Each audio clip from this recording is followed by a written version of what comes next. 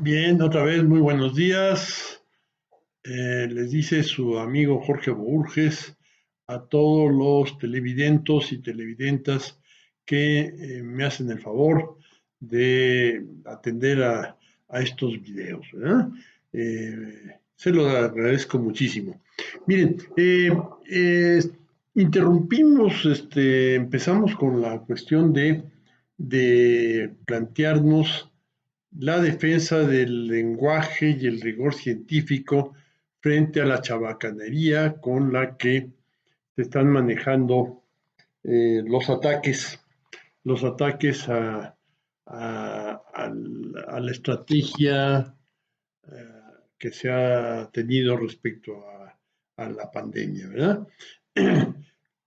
Una estrategia muy honesta porque plantean los hechos, plantean la interpretación y es al público, ¿verdad? Entonces, un poco en defensa de eso es que empezamos una serie, pero pues, llegaron asuntos por ahí, ¿verdad? Entonces, entre otras, las elecciones norteamericanas que son muy importantes, ¿verdad?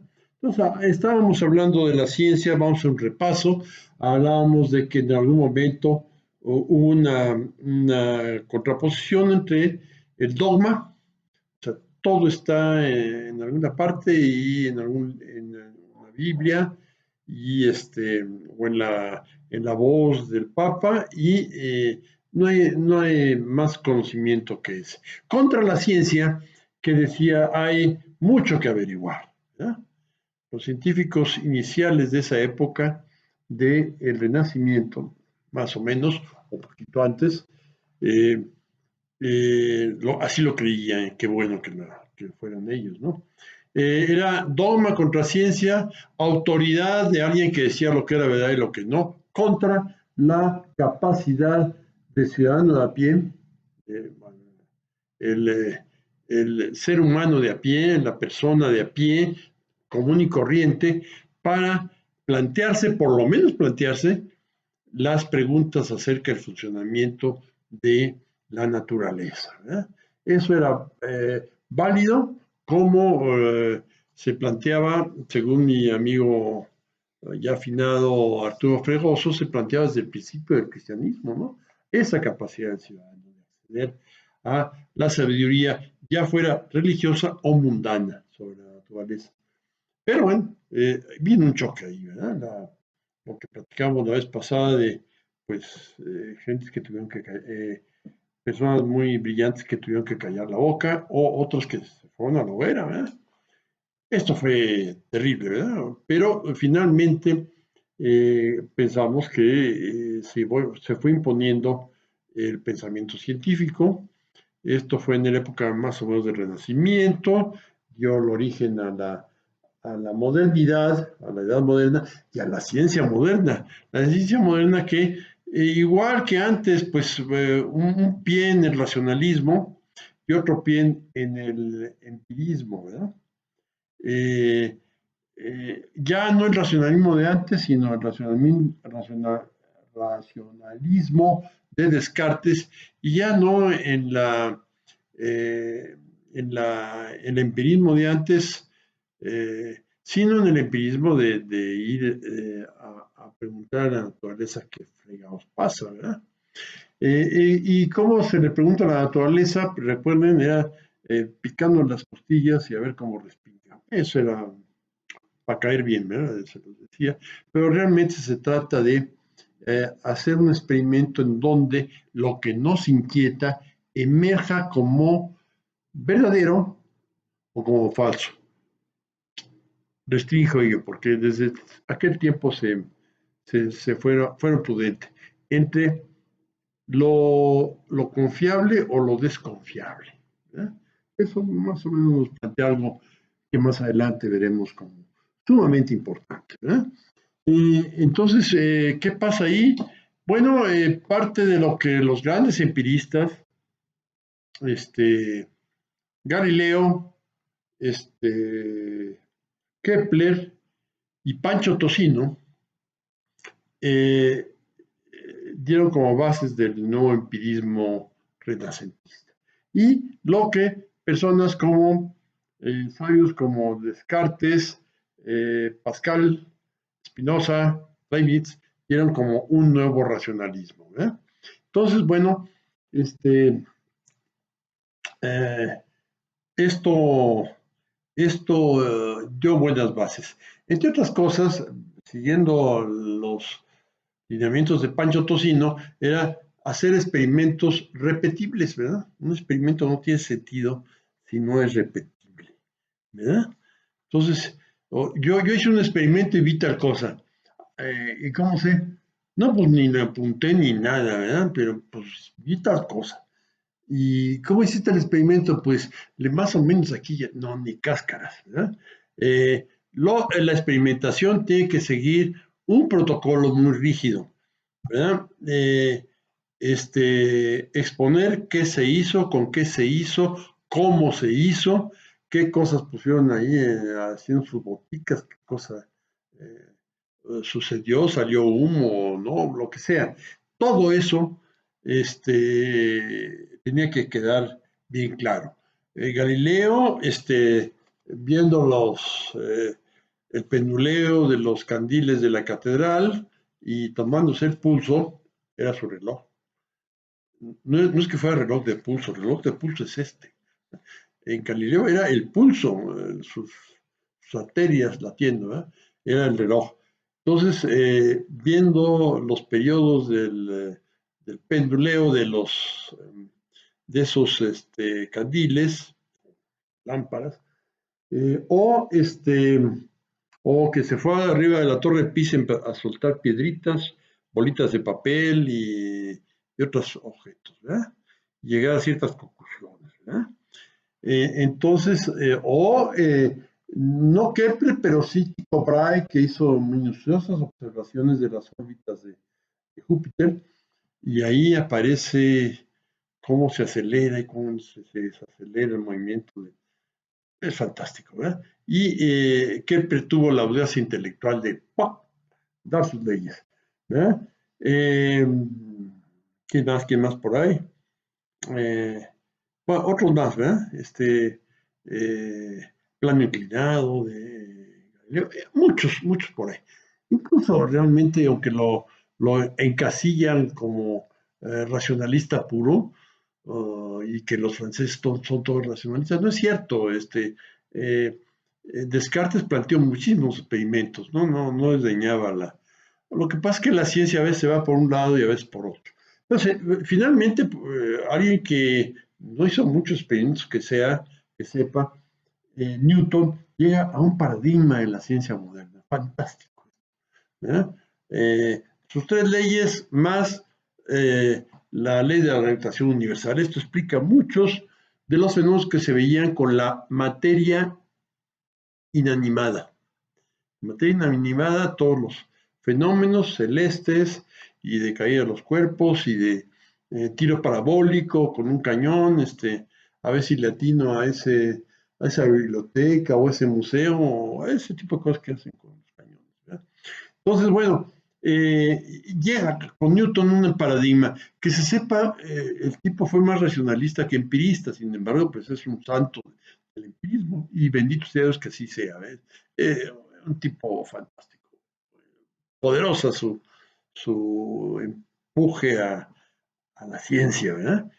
Y tuvo esos éxitos iniciales, este, con lo, con lo, con lo de la Tierra, entender el universo como había hecho en Alejandría o en Eratóstenes, ¿verdad? Y luego traerlo otra vez acá para entender de lo que se esquematizó perfectamente con el movimiento de los astros, ¿verdad? Traerlo otra vez a la Tierra y empezar a entender lo de aquí. Esto es fantástico.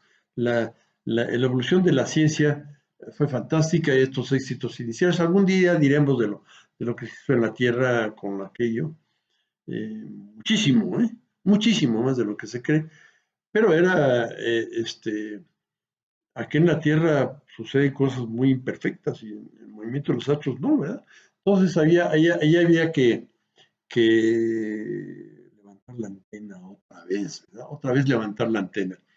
Aquí en este momento quiero agradecer a mis finados maestros de la primaria y, y el bachillerato, al maestro Sánchez y al maestro Albert de tercero y sexto de primaria, que no, me enseñaron, ya mis compañeros, una serie de valores intelectuales y morales que todavía siguen gravitando en mí.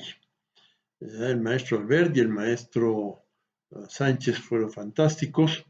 Luego en el campo de, ya en el bachillerato, la maestra Estrella Cortichi y la maestra Carmen Meda nos enseñaron a mí y a mis amigos a apreciar y usar el maravilloso lenguaje castellano que tenemos. ¿Cómo lo hicieron? Poniéndonos a leer y escribir.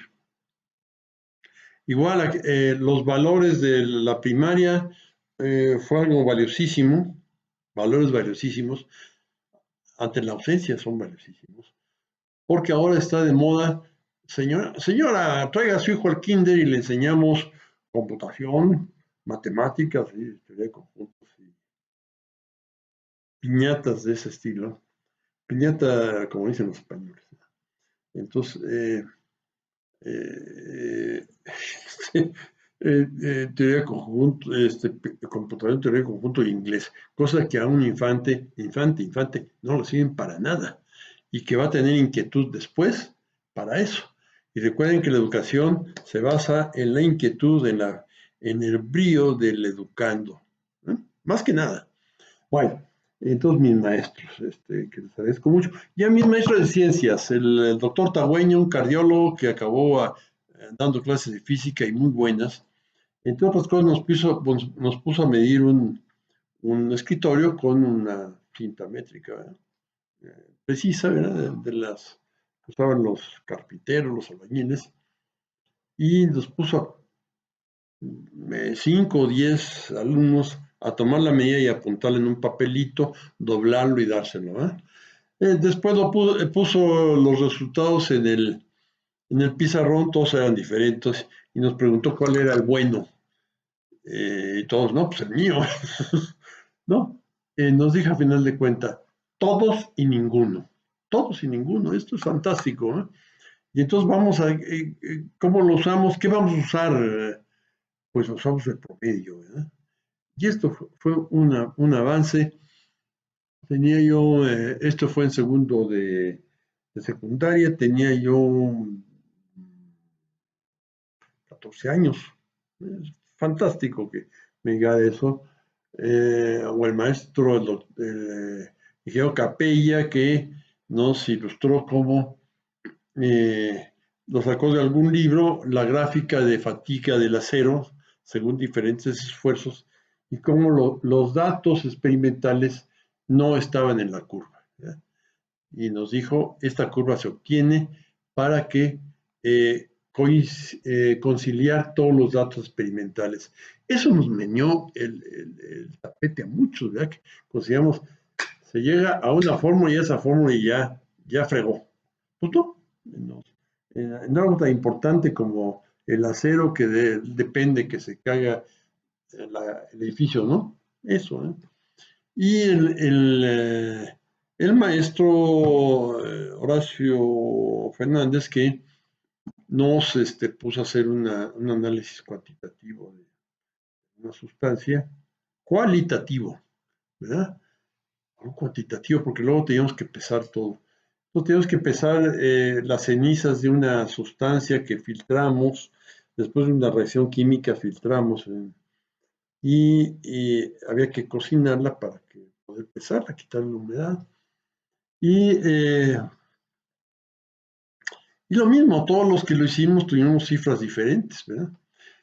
Y algunos que las teníamos exactas, o fue mi grupo el que nosotros, nos preguntó cómo que le habíamos hecho, ¿verdad? Que daba exacto, ¿verdad? La suma de los componentes daba el total, daba exacto. Y nos trajo algo muy, me dijo, eso es cuchareo y se vale. Eso es cucharear las cifras y se vale para qué. Después lo usé en topografía para que una poligonal cerrada, porque según las cifras que yo traía no cerraba. Entonces, cucharear, ¿verdad? Y después lo usé como profesor para dar clases de, de otros temas de, este, de, de investigación de operaciones y de estadística en probabilidad, ¿verdad? Entonces esto me dio en carta, me dio en carta blanca. Pero lo importante es sentir ahí lo que es la experimentación, que es muy delicada, ¿verdad? Hay que cucharear, pero no demasiado, ¿verdad? Bien, qué gusto, creo que me aceleré, me entusiasmé esto, es muy bonito, la ciencia es hermosa. Me casé con ella hace tiempo. Bueno, muchísimas gracias, les agradezco su atención y nos vemos después.